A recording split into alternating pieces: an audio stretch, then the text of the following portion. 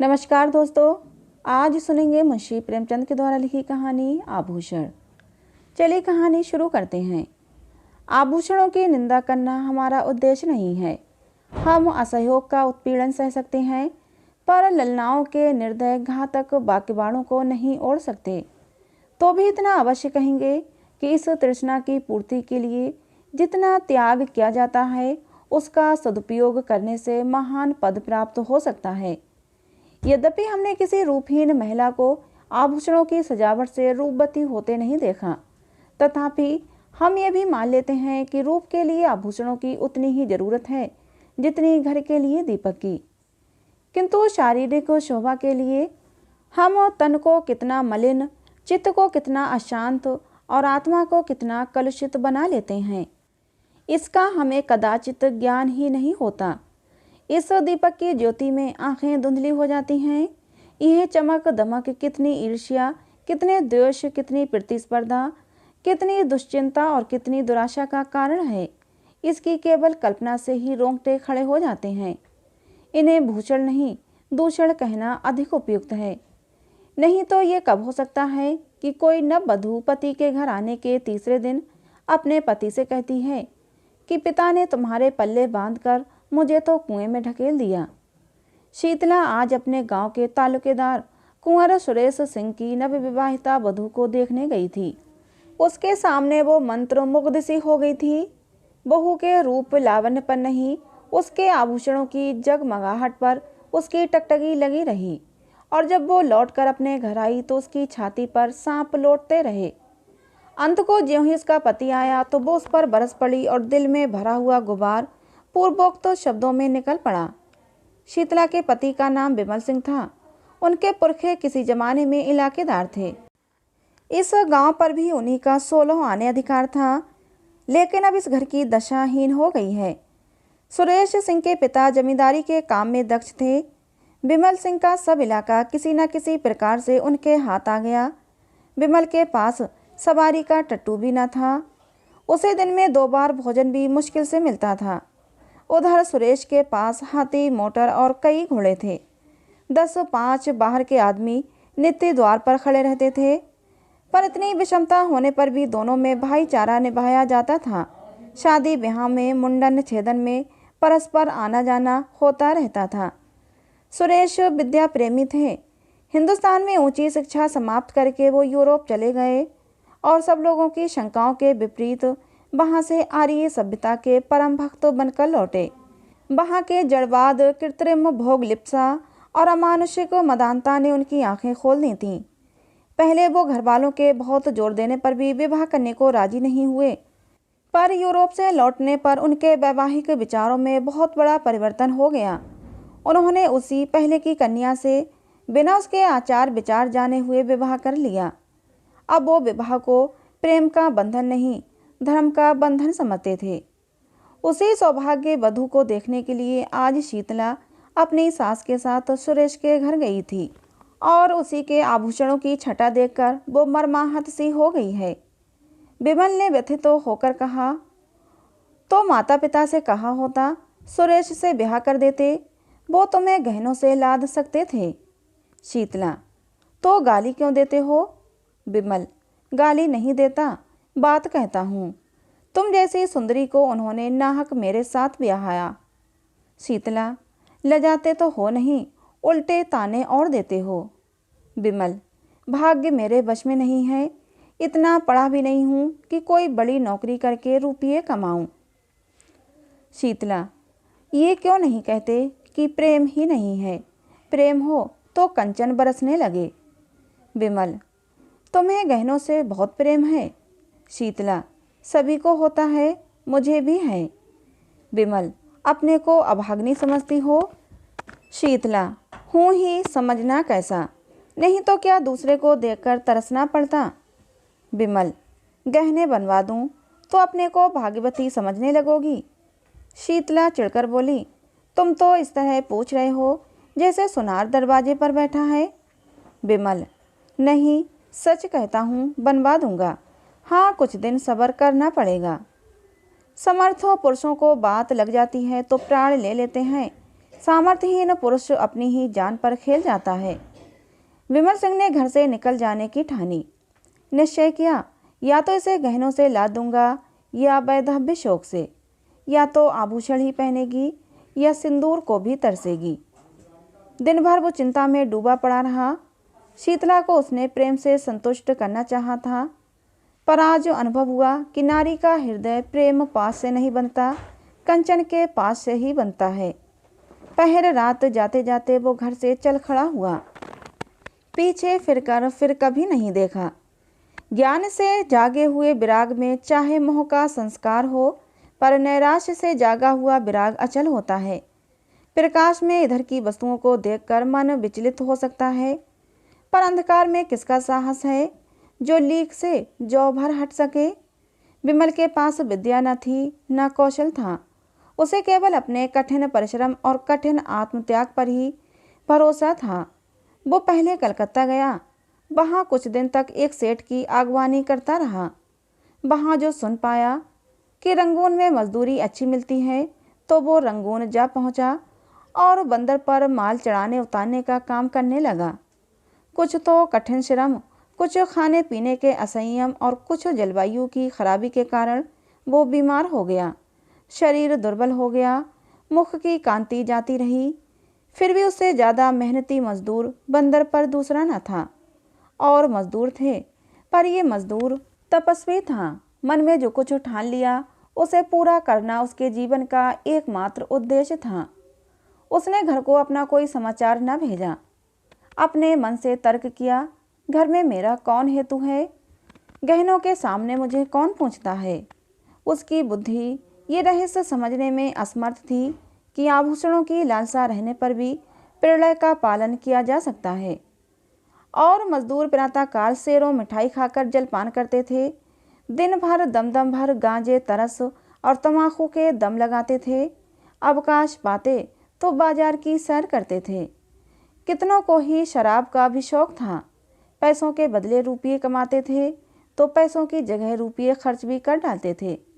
किसी की देह पर साबुत कपड़े न थे, पर बिमल उन गिनती के 2-4 मजदूरों में से था जो संयम से रहते थे, जिनके जीवन का उद्देश्य खा पीकर मर जाने के सिवा कुछ और भी था।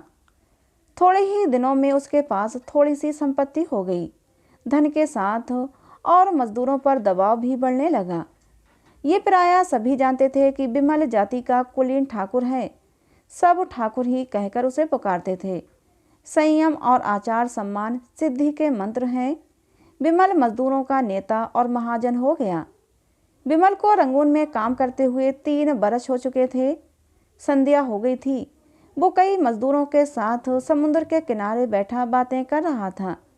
एक मजदूर ने कहा, यहाँ की सभी स्त्रियां निठुर होती हैं। बेचारा झिंगुर 10 बरस से उस बर्मी स्त्री के साथ रहता था। कोई अपनी ब्याही जोरू से भी इतना प्रेम न करता होगा। उस पर इतना विश्वास करता था कि जो कुछ कमाता सो उसके हाथ में रख देता था। 3 लड़के थे। अभी कल तक दोनों साथ साथ खाकर लेटे थे। न कोई लड़ाई न बातचीत। रात को औरत न जाने कहाँ चली गई, लड़कों को भी छोड़ गई। बेचारा झिंगुर रो रहा है।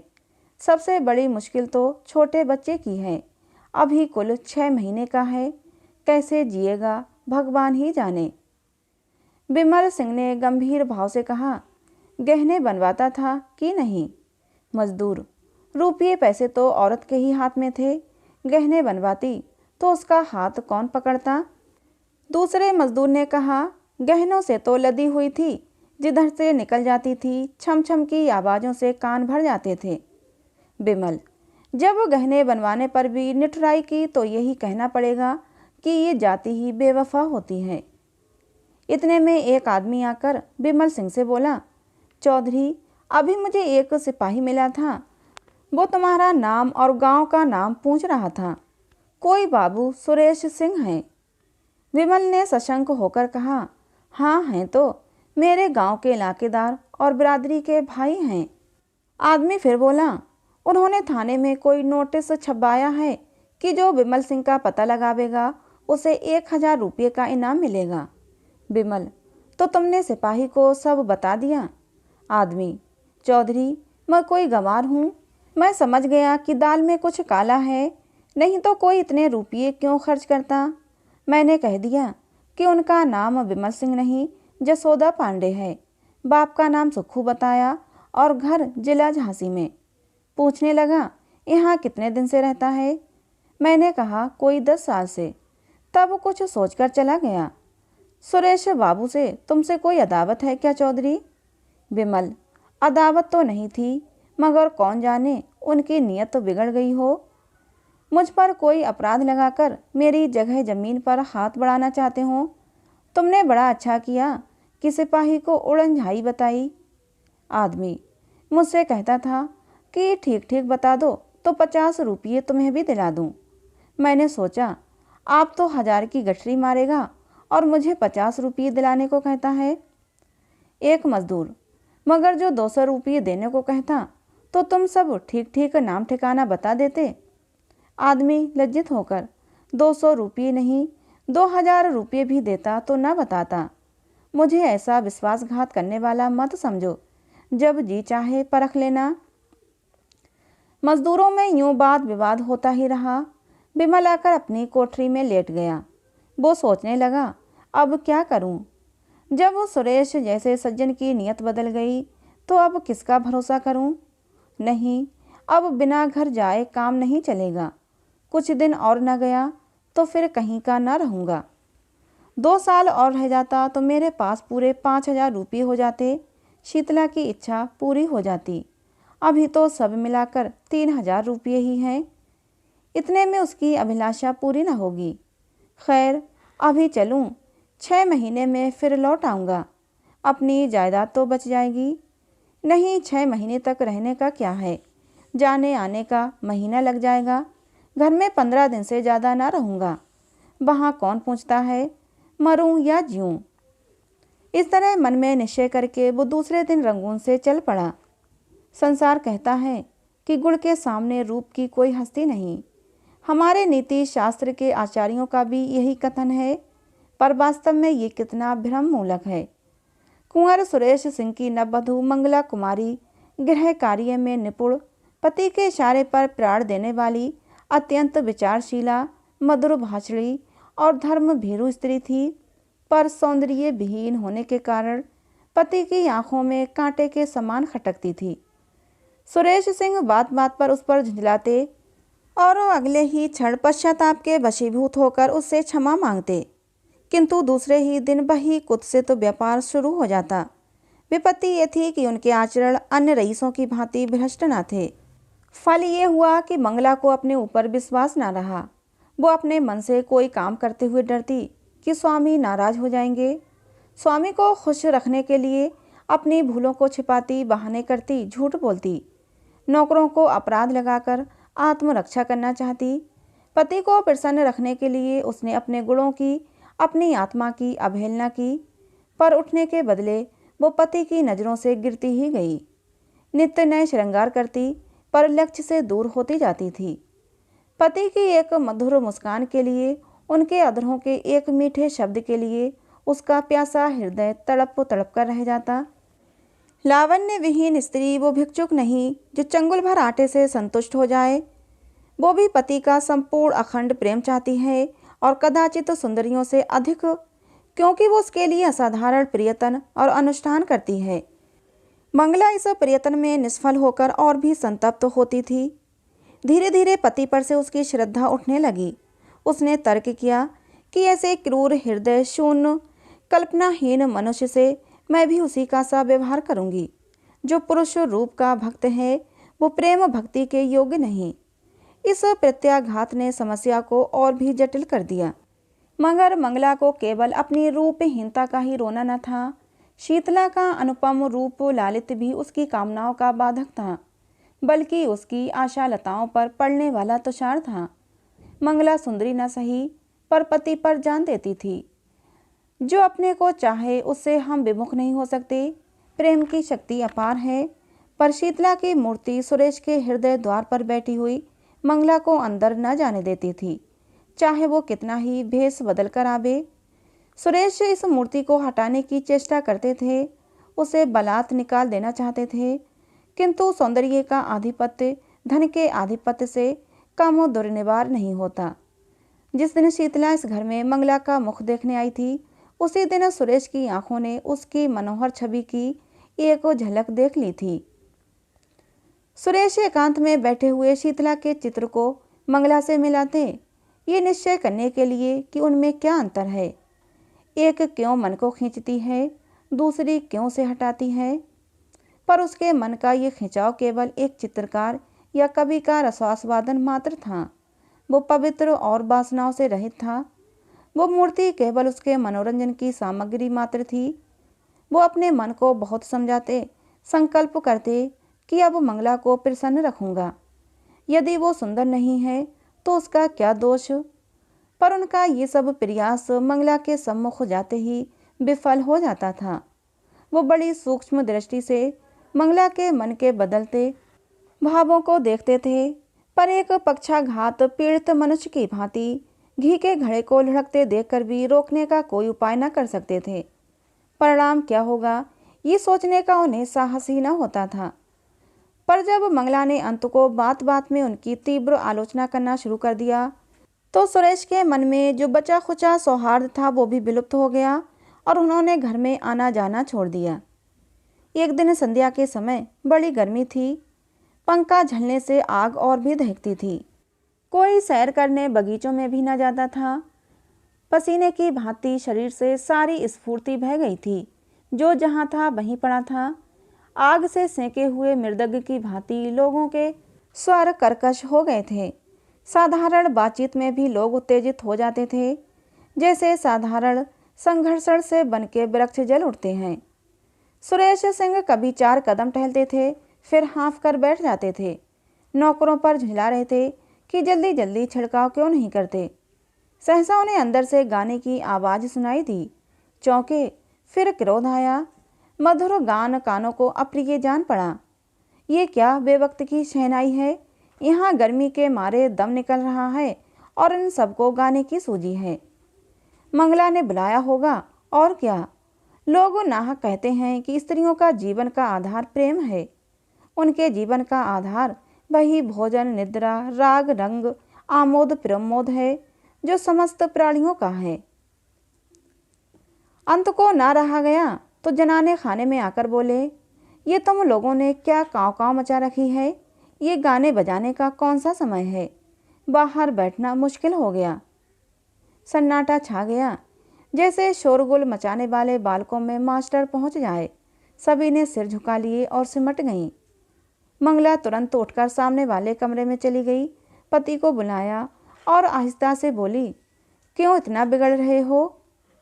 मैं इस वक्त गाना नहीं सुनना चाहता। तुम्हें सुनाता ही कौन है। क्या मेरे कानों पर भी तुम्हारा अधिकार है।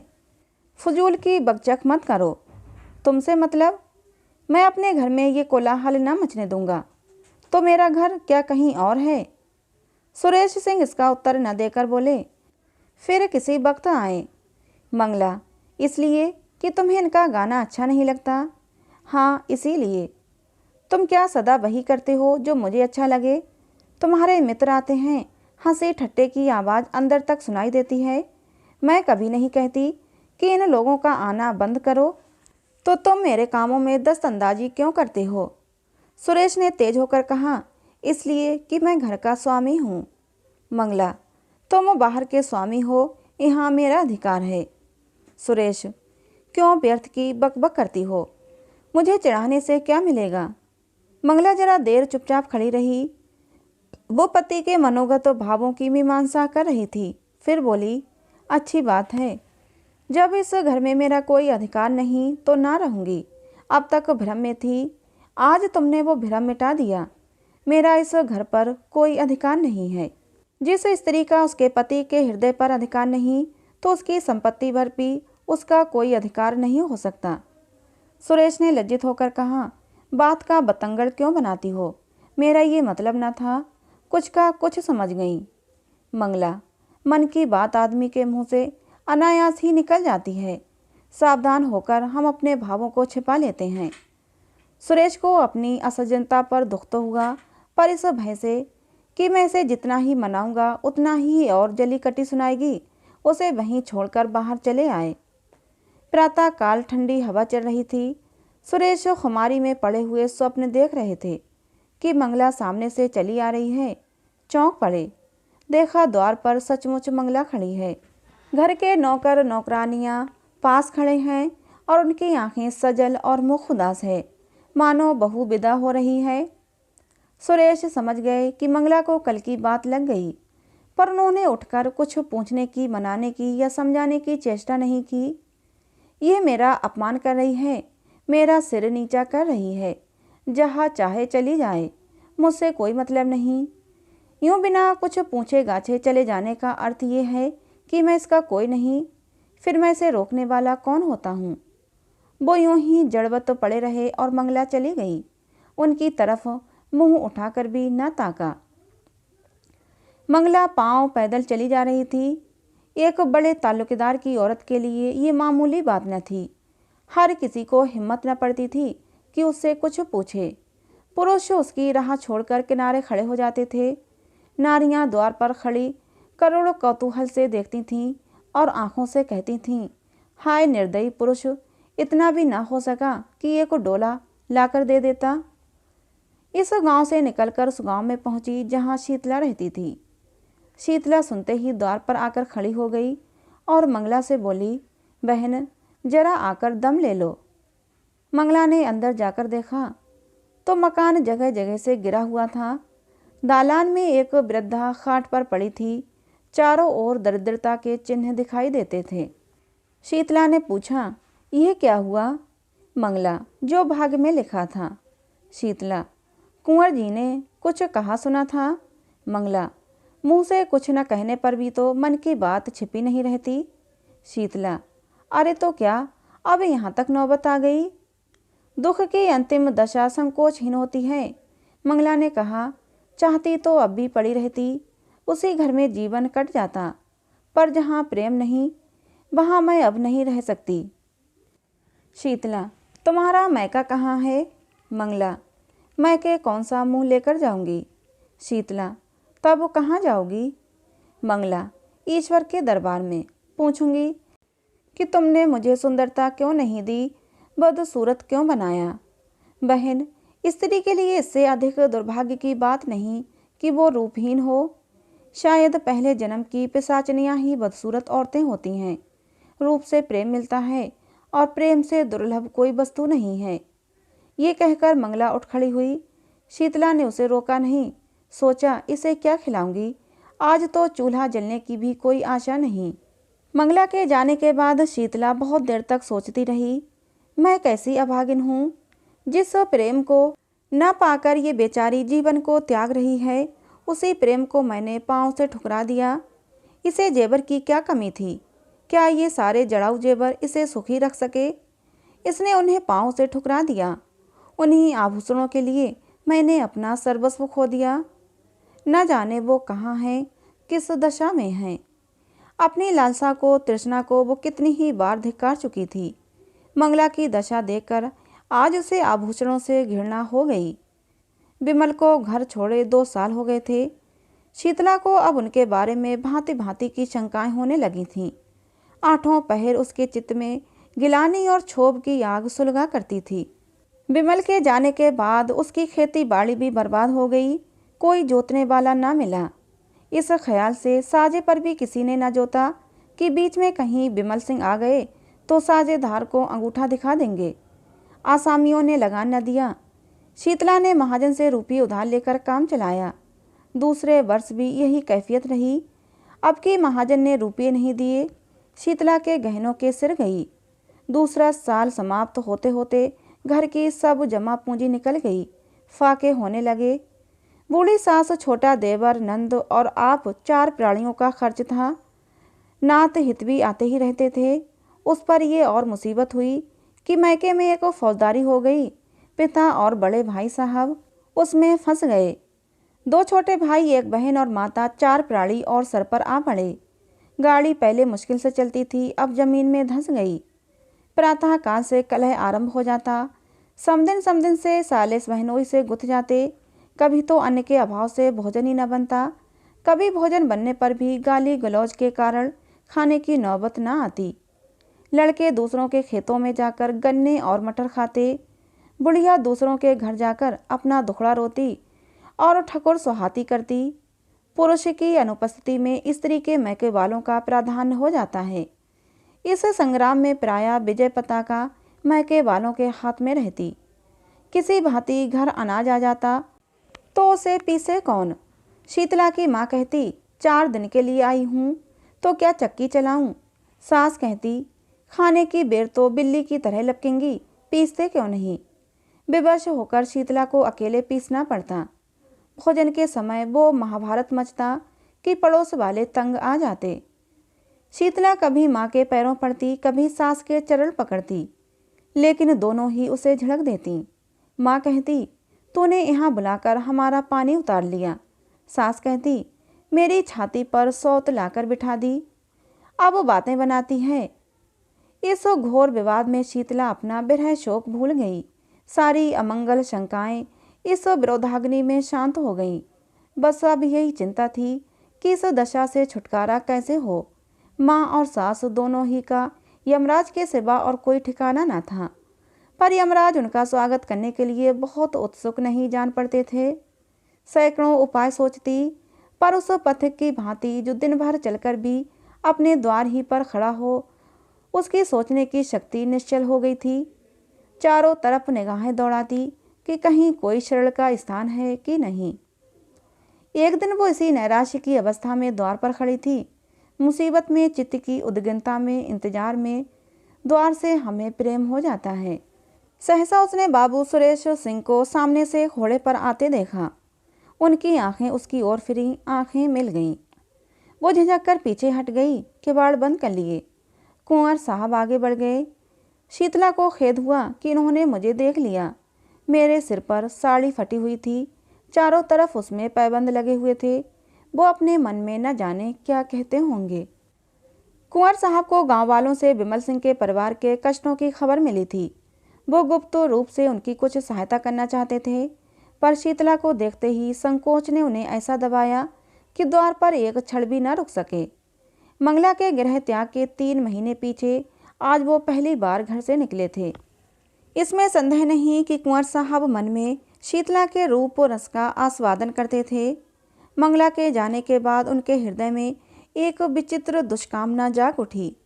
क्या किसी उपाय से ये सुंदरी मेरी नहीं हो सकती? विमल का मुद्दत से पता नहीं, बहुत तो संभव है कि वो अब संसार में न हो, किंतु वो इस दुष्कल्पना को विचार से दबाते रहते थे। शीतला की विपत्ति की कथा सुनकर भी वो उसकी सहायता करते हुए डरते थे। वो शीतला के घर उसका हालचाल पूछने गए। मन में तर्क किया, ये कितना घोर अन्याय है कि एक अबला ऐसे संकट में हो और मैं उसकी बात भी ना पूछूं। पर वहां से लौटे तो बुद्धि और विवेक की रस्सियां टूट गई थीं और नौका मोह वासना के अपार सागर में डुबकियां खा रही थी। यह मनोहर छवि, ये अनुपम सौंदर्य एक क्षण में उन्मत्तों की भांति बकने लगे। ये प्राण और ये शरीर तेरी भेंट करता हूँ। संसार हंसेगा हंसे, महापाप है तो हो, मुझे कोई चिंता नहीं। इस स्वर्गीय आनंद से मैं अपने आप को रोक नहीं सकता। वो मुझसे भाग कर नहीं जा सकती। इस हृदय को छाती से निकालकर उसके पैरों पर रख दूंगा। विमल मर गया, नहीं मरा तो अब मरेगा। पाप क्या है पता नहीं। कमल कितना कोमल, कितना प्रफुल्ल, कितना ललित है, क्या उसके अधरों। अकस्मात वो ठिठक गए, जैसे कोई भूली हुई बात याद आ जाए। मनुष्य में बुद्धि के अंतर्गत एक अज्ञात बुद्धि होती है। जैसे रण क्षेत्र में हिम्मत हार कर भागने वाले सैनिकों को किसी गुप्त स्थान से आने वाली कुमक संभाल लेती है, वैसे ही इस अज्ञात बुद्धि ने सुरेश को सचेत कर दिया। वो संभल गए। गिलानी से उनकी आंखें भर आईं। वो कई मिनट तक किसी दंडित कैदी की भांति क्षुब्ध खड़े रहे।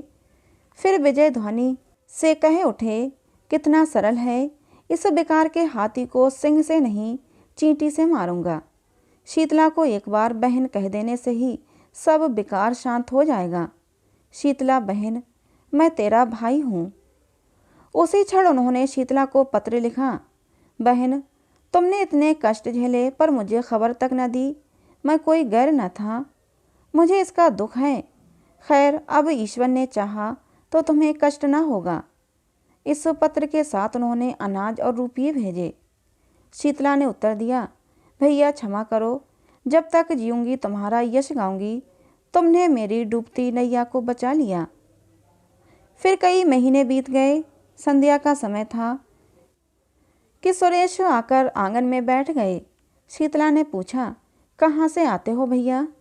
सुरेश, गया था जरा थाने, कुछ पता नहीं चला। रंगून में पहले कुछ पता मिला था, बाद को मालूम हुआ कि वो कोई और आदमी है। क्या करूं, इनाम और बढ़ा दूं? शीतला, तुम्हारे पास रुपये बड़े हैं तो फूंको, उनकी इच्छा होगी तो आप ही आवेंगे। सुरेश, एक बात पूछूं, बताओगी? किस बात पर तुमसे रूठे थे? शीतला, कुछ नहीं, मैंने यही कहा था कि मुझे गहने बनवा दो। कहने लगे, मेरे पास है क्या? मैंने कहा, तो ब्याह कर क्यों लाए थे? इतने में शीतला की सास आ गई। सुरेश ने शीतला की माँ और भाइयों को उनके घर पहुंचा दिया था, इसलिए अब यहाँ शांति थी। सास ने बहू की बात सुन ली थी। कर्कश स्वर से बोली, बेटा, तुमसे क्या पर्दा? ये महारानी देखने की ही गुलाब की फूल है, अंदर सब कांटे हैं। ये अपने बनाव श्रृंगार के आगे बिमल की बात भी न पूछती थी। बेचारा इस पर जान देता था, पर इसका मुंह ही सीधा न होता था। प्रेम तो इसे छूकर भी नहीं गया। अंत को इसने उसे देश से निकाल कर ही दम लिया। शीतला ने रुष्ट होकर कहा, क्या बही अनोखे धन कमाने घर से निकले हैं? देश विदेश जाना मर्दों का काम है। सुरेश, यूरोप में तो धन भोग के सिवा स्त्री पुरुष में कोई संबंध ही नहीं होता। बहन ने यूरोप में जन्म लिया होता तो हीरे जवाहर से जगमगाती होती। शीतला, अब तुम ईश्वर से यही कहना कि सुंदरता देते हो तो यूरोप में जन्म दो। शीतला ने व्यथित होकर कहा, जिनके भाग में लिखा है वे यहीं सोने से लदी हुई हैं। मेरी भांति सभी के कर्म थोड़े ही फूट गए हैं। सुरेश सिंह को ऐसा जान पड़ा कि शीतला की मुख कांति मलिन हो गई है। पति वियोग में भी गहनों के लिए इतनी ललायता है। बोले, अच्छा, मैं तुम्हें गहने बनवा दूंगा। यह वाक्य कुछ अपमान सूचक स्वर में कहा गया था, पर शीतला की आंखें आनंद से सजल हो आईं। कंठ गदगद हो गया। उसके हृदय नेत्रों के सामने मंगला के रत्न जटित आभूषणों का चित्र खिंच गया। उसने कृतज्ञता पूर्ण दृष्टि से सुरेश को देखा। मुंह से कुछ न बोली, पर उसका प्रत्येक अंग कह रहा था, मैं तुम्हारी हूँ। कोयल आम की डालियों पर बैठकर मछली शीतल निर्मल जल में क्रीड़ा करके और मृग शावक विस्तृत हरियालियों में छलांगे भरकर इतने प्रसन्न नहीं होते जितना मंगला के आभूषणों को पहनकर शीतला प्रसन्न हो रही है। उसके पैर जमीन पर नहीं पड़ते। वो दिन भर आईने के सामने खड़ी रहती है, कभी केशों को संवारती है, कभी सुरमा लगाती है। कोहरा फट गया है और निर्मल स्वच्छ चांदनी निकल आई है। वो घर का एक तिनका भी नहीं उठाती। उसके स्वभाव में एक विचित्र गर्व का संचार हो गया है। लेकिन श्रृंगार क्या है? सोई हुई काम वासना को जगाने का घोर नाद। शीतला जब नख शिक से सजकर बैठती है तो उसे प्रबल इच्छा होती है कि मुझे कोई देखे। वो द्वार पर आकर खड़ी हो जाती है। गांव की स्त्रियों की प्रशंसा से उसे संतोष नहीं होता। गांव के पुरुषों को वो श्रृंगार रस विहीन समझती है, इसलिए सुरेश सिंह को बुलाती है। पहले वो दिन में एक बार आ जाते थे, अब शीतला के बहुत अनुनय विनय करने पर भी नहीं आते। पहर रात गई थी, घर के दीपक बुझ चुके थे। शीतला के घर में दीपक जल रहा था। उसने कुंवर साहब के बगीचे से बेले के फूल मंगवाए थे और बैठी हार गूंथ रही थी। अपने लिए नहीं, सुरेश के लिए। प्रेम के सिवा एहसान का बदला देने के लिए उसके पास और था ही क्या। एकाएक कुत्तों के भौंकने की आवाज़ सुनाई दी और दम भर में बिमल सिंह ने मकान के अंदर कदम रखा। उनके एक हाथ में संदूक था, दूसरे हाथ में गठरी। शरीर दुर्बल, कपड़े मैले, दाढ़ी के बाल बड़े हुए, मुख पीला, जैसे कोई कैदी जेल से निकल कर आया हो। दीपक का प्रकाश देखकर वो शीतला के कमरे की तरफ चले। मैना पिंजरे में तड़फड़ाने लगी। शीतला ने चौंक कर सिर उठाया। घबराकर बोली, कौन? फिर पहचान गई। तुरंत तो फूलों को कपड़ों के नीचे छिपा दिया। तुरंत तो उठ खड़ी हुई और सिर झुकाकर बोली, इतनी जल्दी खबर ली? विमल ने कुछ जवाब न दिया। विस्मित तो होकर कभी शीतला को देखता और कभी घर को, मानो किसी नए संसार में पहुंच गया है। ये वो आधे खिला फूल न था जिसकी पंखुड़ियां अनुकूल जलवायु न पाकर सिमट गई थीं। यह पूर्ण विकसित कुसुम था, ओस के जल कणों से जगमगाता और बाइयों के झोंकों से लहराता हुआ। विमल उसकी सुंदरता पर पहले भी मुग्ध था, पर यह ज्योति वो अग्नि ज्वाला थी जिससे हृदय में ताप और आंखों में जलन होती थी।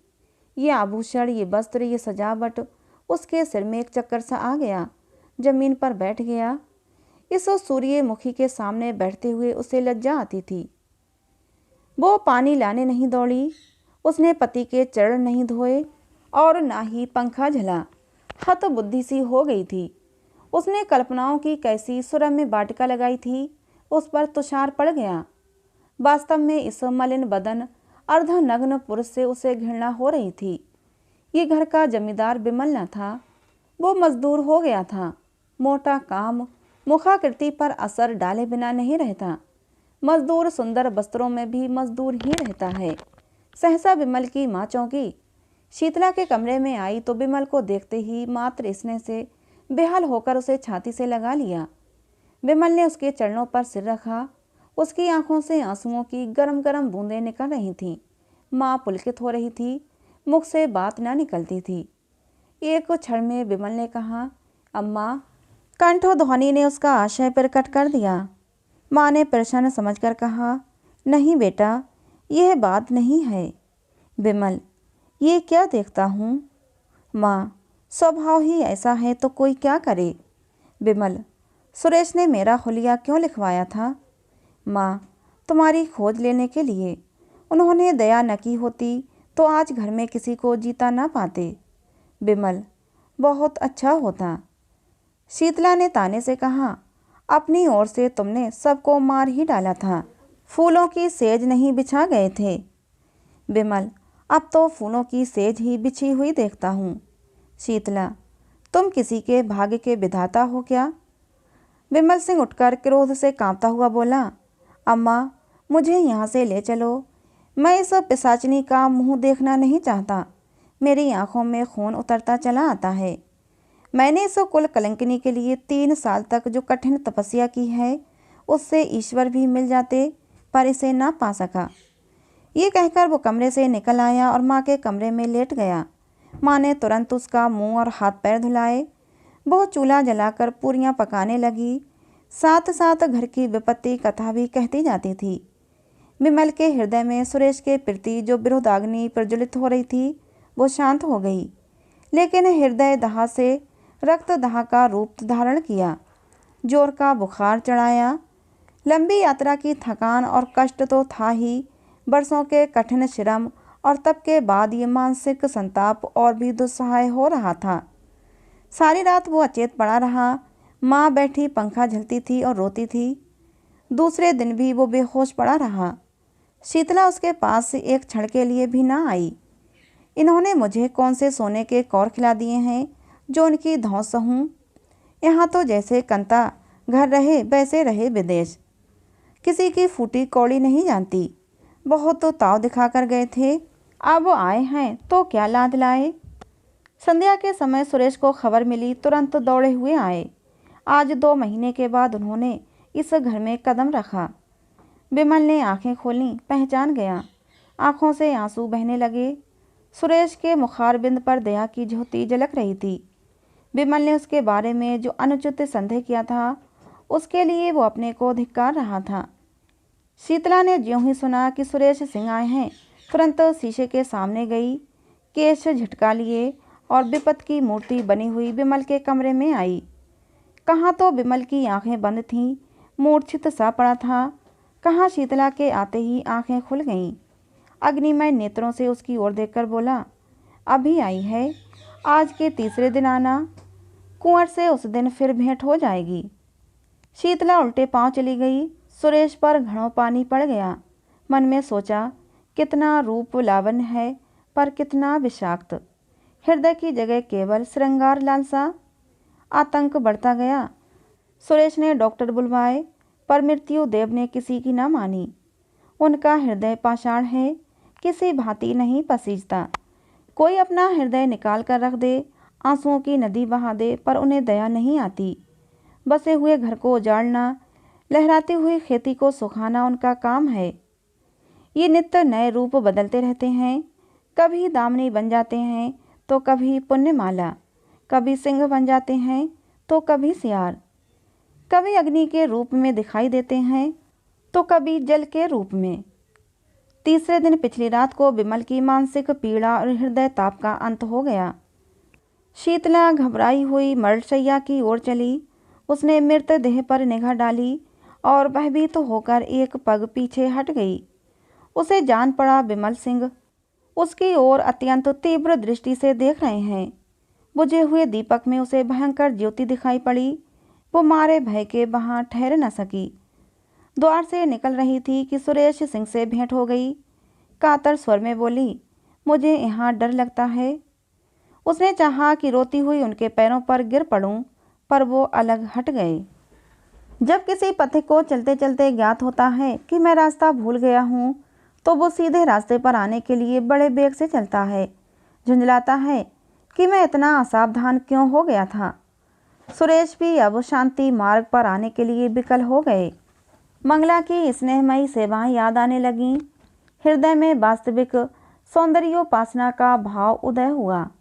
उसमें कितना प्रेम, कितना त्याग, कितनी क्षमा थी। उसकी अतुल पति भक्ति को याद करके कभी कभी वो तड़प जाते। आहा, मैंने घोर अत्याचार किया, ऐसे उज्जवल रतन का आदर न किया। मैं यूं ही जड़वत पड़ा रहा और वो मेरे सामने ही लक्ष्मी घर से निकल गई। मंगला ने चलते चलते शीतला से जो बातें कहीं वे उन्हें मालूम थीं, पर उन बातों पर विश्वास न होता था। मंगला शांत प्रकृति की थी, वो इतनी उद्दंडता नहीं कर सकती। उसमें क्षमा थी, वो इतना विद्वेष नहीं कर सकती। उनका मन कहता था कि वो जीती है और कुशल से है। उसके मैके वालों को कई पत्र लिखे, पर वहाँ व्यंग और कटु वाक्यों के सिवा और क्या रखा था। अंत को उन्होंने लिखा, अब बस रत्न की खोज में मैं स्वयं जाता हूँ, या तो लेकर ही आऊँगा या कहीं मुंह में कालिख लगाकर डूब मरूंगा। इस पत्र का उत्तर आया, अच्छी बात है, जाइए, पर यहाँ से होते हुए जाइएगा। यहाँ से भी कोई आपके साथ चला जाएगा। सुरेश सिंह को इन शब्दों में आशा की झलक दिखाई दी। उसी दिन प्रस्थान कर दिया, किसी को साथ नहीं लिया। ससुराल में किसी ने उनका प्रेममय स्वागत नहीं किया। सभी के मुंह फूले हुए थे। ससुर जी ने तो उन्हें पति धर्म पर एक लंबा उपदेश दिया। रात को जब वो भोजन करके लेटे तो छोटी साली आकर बैठ गई और मुस्कुराकर बोली, जीजा जी, कोई सुंदरी अपने रूपहीन पुरुष को छोड़ दे, उसका अपमान करे तो आप उसे क्या कहेंगे? सुरेश गंभीर स्वर से, कुटिला। साली, और ऐसे पुरुष को जो अपनी रूपहीन स्त्री को त्याग दे? सुरेश, पशु। साली, और जो पुरुष विद्वान हो? सुरेश बोले, उसे मैं पिशाच कहूँगा। साली हंसकर बोली, तो मैं भागती हूँ, मुझे आपसे डर लगता है। सुरेश, पिशाचों का प्रायश्चित भी तो स्वीकार हो जाता है। साली बोली, शर्त यह है कि प्रायश्चित सच्चा हो। सुरेश, ये तो वो अंतर्यामी ही जान सकते हैं। साली, सच्चा होगा तो उसका फल भी अवश्य मिलेगा, मगर दीदी को लेकर इधर ही से लौटिएगा। सुरेश की आशा नौका फिर डगमगाई। गिड़गिड़ाकर बोले, प्रभा, ईश्वर के लिए मुझ पर दया करो, मैं बहुत दुखी हूँ। साल भर से ऐसा कोई दिन नहीं गया कि मैं रोकर न सोया हूँ। प्रभा ने उठकर कहा, अपने किए का क्या इलाज? अच्छा, जाती हूँ, आराम करना। एक क्षण में मंगला की माता आकर बैठ गईं और फिर बोलीं, बेटा, तुम तो पढ़े लिखे हो, देश विदेश घूम आए हो, सुंदर बनने की कोई दवा कहीं देखी है क्या? सुरेश ने विनयपूर्ण कहा, माता जी, अब ईश्वर के लिए और लज्जित ना करें। माता, तुमने तो मेरी प्यारी बेटी के प्राण ही ले लिए, मैं क्या तुम्हें लज्जित करने से भी गई? सुरेश आशा और भय की दशा में पड़े करवटें बदल रहे थे कि एकाएक द्वार पर किसी ने धीरे से कहा, जाती क्यों नहीं, जागते तो हैं। किसी ने जवाब दिया, लाज आती है। सुरेश ने आवाज़ पहचानी, प्यासे को पानी मिल गया। एक क्षण में मंगला उनके सम्मुख आई और सिर झुकाकर खड़ी हो गई। सुरेश को उसके मुख पर एक अनूठी छवि दिखाई दी, जैसे कोई रोगी स्वास्थ्य लाभ कर चुका हो। रूप वही था, पर आँखें और थीं। तो दोस्तों, ये कहानी थी मुंशी प्रेमचंद के द्वारा लिखी, जिसका नाम था आभूषण। कहानी आपको कैसी लगी ज़रूर बताना। कहानी अच्छी लगी हो तो प्लीज़ एक लाइक और चैनल को सब्सक्राइब जरूर कर लेना। मिलते हैं अगली किसी नई कहानी में।